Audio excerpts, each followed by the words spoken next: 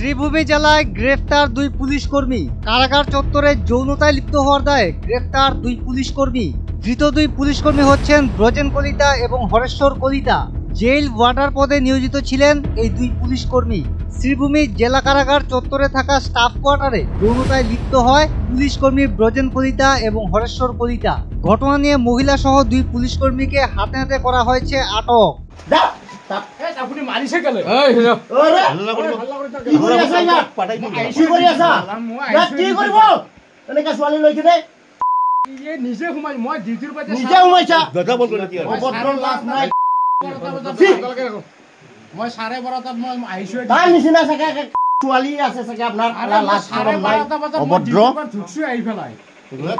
তাই আহি পেলাই এটা সোমাই আছো। মই 12:30 বজাত মই ঢুকছো আহি পেলাই। মই ডিউটিৰ পৰা আহিছো।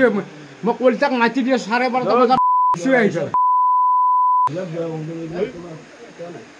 কি কথা কমাইছো? মই আহিছোৱে ডিউটিৰ পৰা। মই 12:30 বজাত মই ডিউটিৰ পৰা আহি সোমাইছোৱে মই ডিউটিৰ পৰা।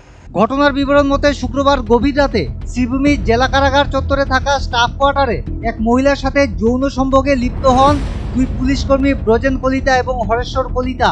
ঘটনা আজ করতে পারেন কারাগারে থাকা কর্তব্যরত সুরক্ষা কর্মী। তারা নির্দিষ্ট কোয়ার্টারের দরজা খুলে দেখতে পান বিভৎস দৃশ্য। ঘটনা প্রকাশ্যে আসতেই খবর দেওয়া হয় ঊর্ধ্বতন কর্তৃপক্ষকে। খবর পেয়ে ঘটনাস্থলে উপস্থিত হন জেলার অন্যান্য ঊর্ধ্বতন কর্তৃপক্ষ সহ করিমগঞ্জ সদর পুলিশ এবং আটক করা হয় মহিলা সহ দুই পুলিশ কর্মী ব্রজেন কলিতা এবং হরেশ্বর কলিতাকে। হরেশ্বর কলিতা আৰু গজেন্দ্ৰ কলিতা তেওঁলোক ৱাৰ্ডাৰ হয়, জেলৰ ষ্টাফ হয়। জেল উইদিন জেল কেম্পাছ যিটো ৰেচিডেঞ্চিয়েল এৰিয়া তাত ঘটনা সংঘটিত হৈছে। প্ৰায় মাজনিশা 1:30 বজাত জেলৰে ষ্টাফ দুজন মানে এজনী মহিলাক যৌন অতিক্ৰমণ চলাইছিলে। মহিলাজনীকো তাত আছিলে আৰু লগতে আমাৰ যি চিকিউৰিটি ষ্টাফ তেওঁলোকে এই অভিযুক্তজনক মানে ৱাৰ্ডাৰ হয়, তেওঁলোক জেলৰ ৱাৰ্ডাৰ হয়। তেওঁলোকক ধৰি তাত থৈ দিছিলে।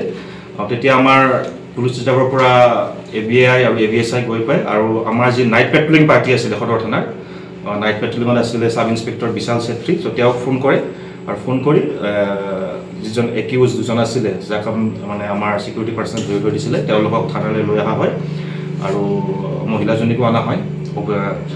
50 মহিলাজনীকো লৈ অহা হয় আৰু বাকী আমি প্ৰিলিমিনাৰী মেডিকেল এক্সামিনেশ্যন কৰি যিখিনি আমি কৰিব লাগে।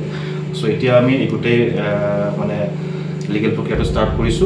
বর্তমানে ধৃত দুই পুলিশ কর্মীদের বিরুদ্ধে দাখিল করা হয়েছে মামলা।